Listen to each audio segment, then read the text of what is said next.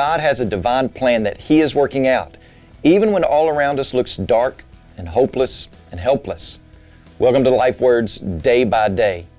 Here we are in my office here in Hope, Arkansas. I've got my family as my production crew today because things are kind of strange right now, and it may seem kind of hopeless or helpless, but we want to continue in our study of the book of Judges because I think there's going to be great hope found there.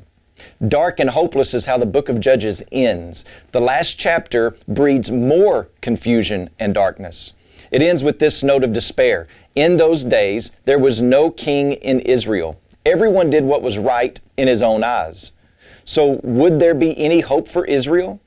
Well, we turn the page, and the next book is the book of Ruth, and the opening line is, in the days when the judges ruled. The book of Ruth traces the story of one family, their ups and downs during this tumultuous time in Judges. It's a love story. God's gracious love for His people, and this widow, Ruth, is made a wife again by a man named Boaz. And when we get to the end of the book, we read, "Blessed be the Lord, who has not left you this day without a redeemer, and may His name be renowned in Israel." They named him Obed. He was the father of Jesse, the father of David. There's so much more to this story, and I'm excited to walk through it with you in the days to come. But remember this, the book of Judges was written to convince Israel that they needed a godly king. Not just any king would do. One who could lead them in righteousness, and that king would be King David, as Ruth highlights. He would be called a man after God's own heart.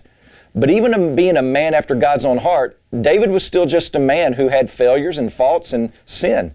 He could be a good king for a little while, but he could not be a king for the ages. He could not provide the eternal redemption for all mankind. But the Bible prophesied that someone in his line would reign forever. And so when you turn to the book of Matthew, it begins by saying, the book of the genealogy of Jesus Christ, the son of David. Jesus is the true and everlasting King of God's people.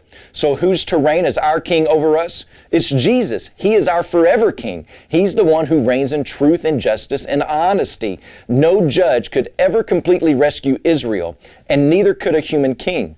It would take God Himself coming down and becoming flesh.